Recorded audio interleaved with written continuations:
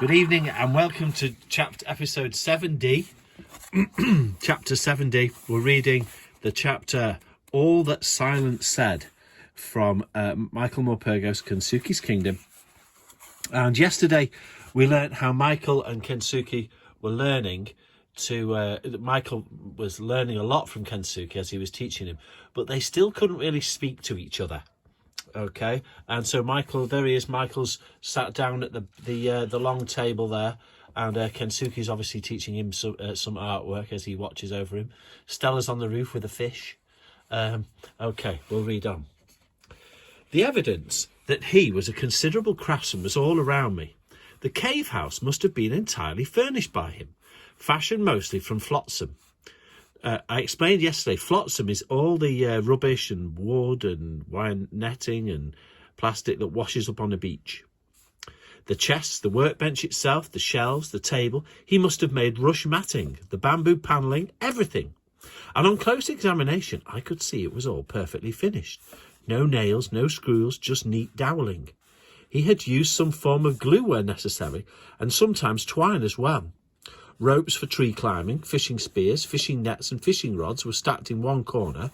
Although I'd never yet seen him use the rods, he had to have made them all.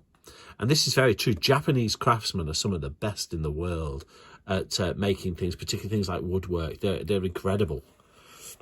He'd made his own paintbrushes as well, and I was soon to find out how. Kensuke had a favourite orangutan, a large female he called Tomodachi, who would often come and sit by him to be groomed. Kensuke was grooming her one day just outside the mouth of the cave house, the other orangutans looking on, when I saw him quite deliberately pluck out the longest and darkest hairs from her back. He held them up to show me, grinning conspiratorially. At the same time, I didn't really understand what he was up to. Later, I watched him at his workbench, trimming the hairs with his knife, dipping them in the sap I'd seen him tap from a tree that same morning, cutting out a short length of hollow bamboo, and then filling it with Tomodachi's hair. A day later, the glue had hardened and he had a paintbrush. Kensuke seemed to have found ways to satisfy his every need. Right, he sounds like a real craftsman, so he's making his own paintbrushes out of orangutan hair. We were silent at our painting one day, the rain thundering down on the forest below, when he stopped, put down his paintbrush, and said very slowly, in a very measured way, as if he'd thought about how to say it for a long time,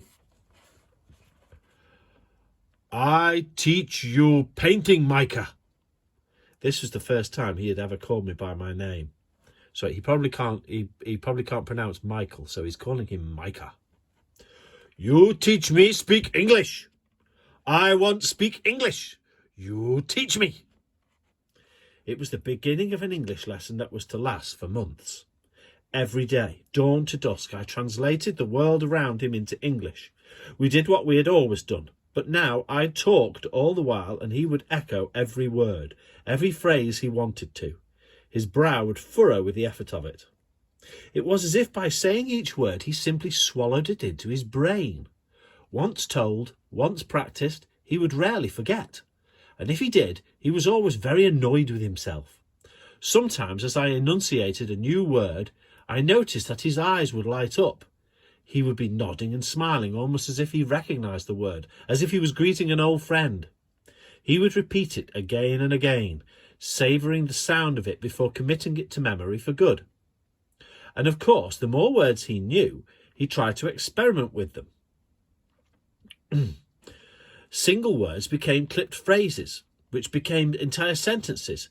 His pronunciation, though, never did improve, however hard he tried. Michael was always Micah, sometimes Micah-san. Now at last we could talk more easily to one another. The long silence in which our friendship had been forged was over. It had never been a barrier between us, but it had been limiting.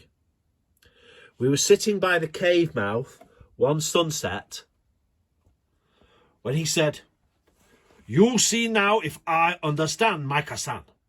You tell me story of you, where you live, why you come here my island, from baby to now. I listen." Wow, so Kensuke wants to know all about Michael's life. That's what he's asking him. And finally they can talk to each other. So I did. I told him about home, about my mother and father, about the brick factory closing, about football with Eddie and the Mudlarks, about the Peggy Sue and our voyage around the world, about football in Brazil and lions in Africa and spiders in Australia, about my mother being ill, about the night I fell overboard. Very good. I understand. Very good, he said when I had finished. So, football you like. When I little, I played football too. Very happy time. Long ago now, in Japan, in my home. He sat in silence for some moments. You very long way from home, Maka-san. You very sad sometimes, I see. So, I make you happy. Tomorrow, we go fishing, and maybe I tell you my story too. My story, your story, maybe the same story now. The sun had suddenly gone. We stood up and bowed to one another. Oyasumi Masai, he said.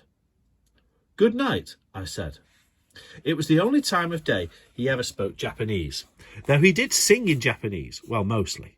I had taught him 10 green bottles, which always made him laugh when he sang it. I loved his laugh. It was never loud, more a prolonged chuckle. But it always warmed my heart. The next morning he picked up 2 of his fishing rods and a net and led the way into the forest. Today we catch big fish, Micah, not small fish, he announced. He was taking us to the part of the island where I had been washed up all those months before, but rarely had cause to visit since, because there was little or no fruit to be found there. So we're going back to here. This is where Michael was washed up here. Okay, so they're going back to there. Oh no, sorry. They're not going back to there. They're going back to here.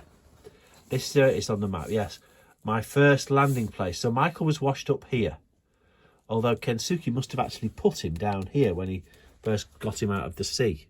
Anyway, so they're going back up to here. As you can see here, there's a boat. What looks like a boat. It has 2 long pieces of wood on either side of it. These are called outriggers, and you're going to find out more about this particular type of boat in a moment. We had to beat a difficult path through the forest before joining a cliff path that wound its way down to a hidden sandy bay. As we emerged from the forest onto the beach, Stella ran off, bounding at once into the shallows, barking at me to play with her. Suddenly, Kensuke caught me by my arm. You look, Micah-san. What you see? His eyes were full of mischief. I didn't know what I was supposed to be looking for. Kensuke's hidden something on the beach. Nothing here, yes? Oh, I very clever fellow. You watch, I show you.